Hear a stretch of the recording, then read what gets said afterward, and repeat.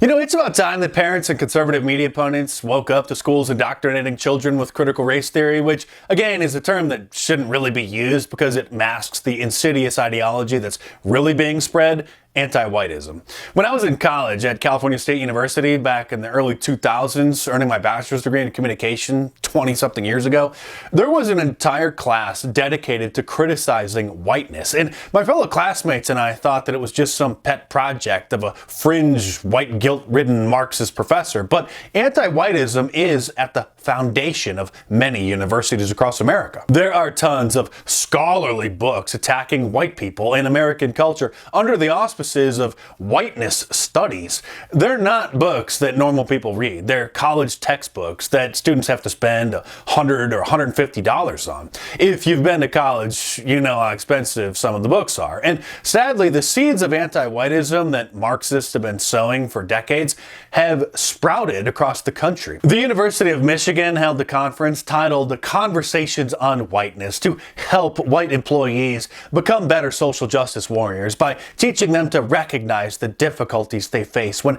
talking about social justice related issues related to their white identity, explore that discomfort, and devise ways to work through it. A professor at Fairfield University in Connecticut who taught entire courses on Black Lives Matter and critical race theory says that any critical investigation into race should devote some time to the, quote, problem that is whiteness. Just being white is a problem now. The professor claims that whiteness is a specific power apparatus that exists at the expense of the disempowerment of black people, and insists to be white in the United States is to be a perpetrator of this power apparatus unless one actively and consistently resists.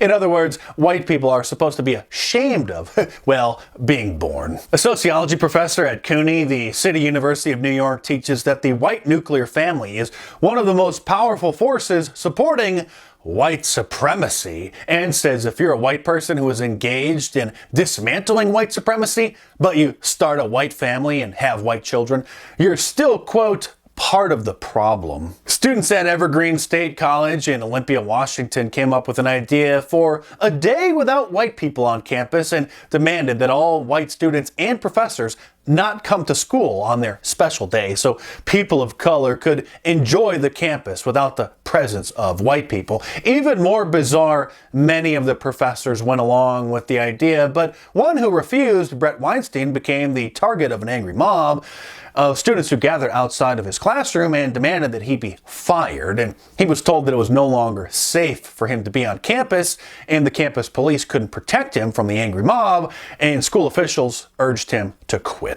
The president of the college later issued a statement not denouncing the angry mob of students for their ridiculous anti-white ideas and actions, but thanking them for their passion and courage. His statement began, "I'm George Bridges.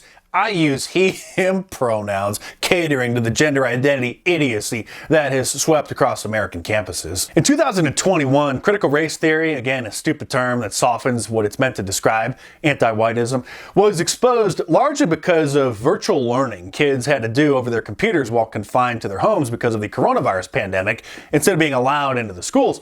Parents found out what kind of garbage Marxist teachers were indoctrinating their kids with and started showing up at school board meetings and getting involved in the curriculum that's being taught to their kids. And schools in conservative districts began forbidding teachers from telling students that white people or whiteness are the root causes of all the problems in America. Of course, the Marxists say that Republicans are trying to prevent schools from teaching history and talking about slavery. No, critical race theory perpetuates the ridiculous idea that every institution in America, every law, every social norm is infused with white supremacy. It's woven into the very fabric of our society and secretly, systemically oppresses people of color. It's anti-whiteism, pure and simple, and is completely contrary to every principle real Americans hold dear. But indoctrinating students with propaganda that white people are the cause of all of black people's personal problems is only one facet of anti-whiteism being perpetuated in schools.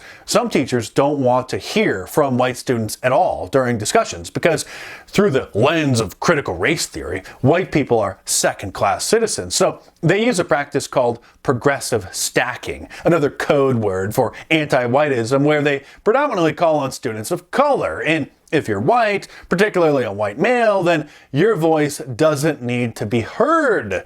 A lot of supposed academics openly support progressive stacking, and many others quietly engage in the practice, which is obvious to white students whose ideas are routinely rebuffed in the classroom. Of course, for decades, universities across the country have used affirmative action acceptance policies, allowing lower qualified black students into schools whose grades and test scores are far lower than white and Asian students who are denied. And for a long time, white people were too afraid to sue because they didn't want to be called Nazis. But thankfully, a group of Asians stepped up. Their suit was initially thrown out by a liberal judge, so they filed an appeal and won. And the case went to the Supreme Court, which decided that it's obviously illegal to discriminate against Asians and white people and give unearned favor to black students who have lower grades and test scores, thus effectually putting an end to affirmative action, a code word for black favoritism. Many junior high and high schools are now engaging in a practice called cultural discipline, which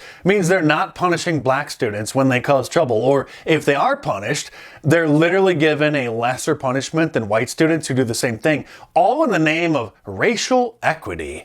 Certain groups of students were getting into trouble more often than other students, and instead of admitting the obvious that they cause more trouble for reasons you're not supposed to talk about. So to make everything equitable and fair, they say, they issue different punishments based on the race of the students who get in trouble. The anti-whiteism we're seeing in America is happening in other countries as well. Many European countries have been struggling with their recent and rampant changing demographics due to mass immigration. Even in Canada, at a music festival called the Halifax Pop Explosion, a singer announced that she wanted all the white people in the front to give up their seats for non-whites and move to the back. And when one white woman refused, she was singled out as racist. The festival later issued an apology to the singer and the other attendees for the white woman interrupting the show because she wouldn't acknowledge her white privilege. Moving the white people to the back rows was a reference to black people being forced to sit in the back of the bus during racial segregation in the 1950s, 70 years ago, and a way for the singer to pay back white people and show them how it feels by being racist herself. As I said before, Marxists don't want to end racism. They want to use racism for their own ends. Sadly, many black people still dream of getting reparations in the form of free money from the government paid for by white tax dollars.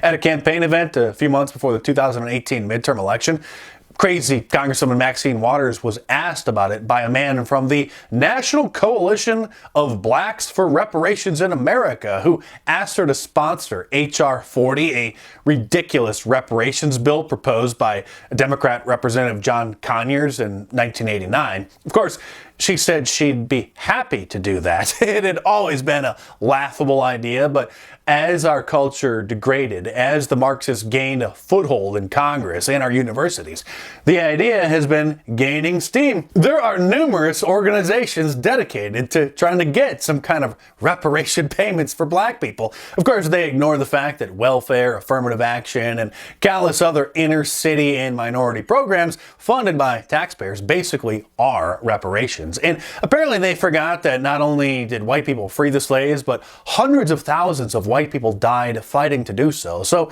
there is a simple solution for black people who are incessantly upset by whiteness dominating the culture and white people being the majority in the United States, but I can't say what it is because you know how upset they get about certain facts and practical advice. You can read all about it, however, in my books, where my uncensored and detailed analysis can be found. That is, unless Amazon bans them, which someday they might at the pace things are going. So get them while you can. Order the liberal media industrial complex or Hollywood propaganda, how TV, movies, and music shape our culture in paperback from Amazon.com, or download the ebooks from Kindle, iBooks, Nook, or Google Play. And of course, there's a link to the Amazon listing in the description below. So click it and head on over there and check them out.